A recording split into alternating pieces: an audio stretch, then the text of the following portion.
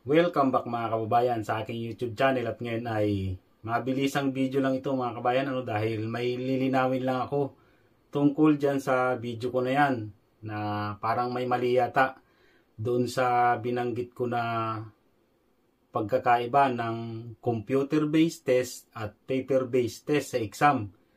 Parang doon ako nagkamali ng paliwanag doon sa computer-based test. Unahin natin sa reading ng paper-based test. Kunyari, nag-i-exam ka na, tapos nasagutan mo na, halimbawa, yung 1, 2, 3, 4, 5. Pagdating sa number 6, hindi ka masyadong, parang hindi mo sigurado kung alin talaga doon ang sagot. Kasi nag-aalangan ka. Pwede mong laktawan yung number 6, pumunta ka sa number 7. Tapos, pag alam mo ng sagot doon, sagutan mo na lang hanggang sa makaabot ka ng 20, tapos may oras pa, pwede mong balikan yung mga hindi mo nasagutan kanina at sagutan mo na lang. At tandaan mo, kabayan, wag kang magpapatlang. Kahit hindi mo alam yan, sagutan mo na lang. Malay mo, makachamba ka pa.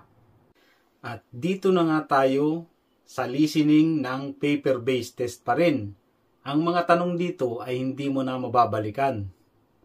Yan ang katotohanan dyan. Hindi mo na mababalikan yung mga tanong dito. Kaya kahit hindi mo alam at nag-aalangan ka, sagutan mo na lang. Pero 2 beses inuulit ang tanong dyan. At nandito na nga tayo sa computer-based test. Dito yung may mali ako Ang sinabi ko nun yung 1 to 3, 1 to 40, ay hindi na pwedeng balikan. Yung 1 to 20 na reading, ang sinabi ko ay hindi na mababalikan. Pero, tinanong ko dito sa kasama ko dito na nababalikan daw yun.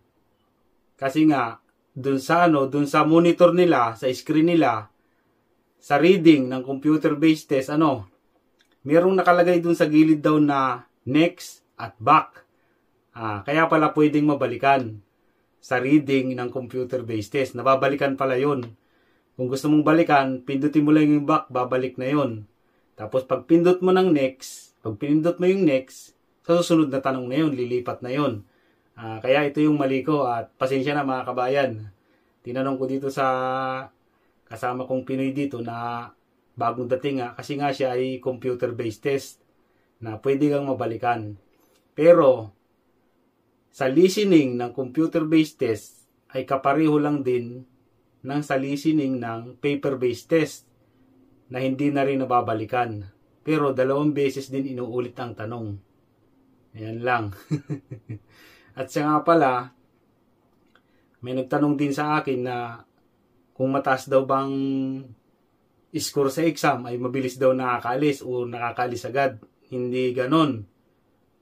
Kahit kung nasa job seeker rosters ka na at naghihintay ka na lang EPI, paswertihan na lang dyan.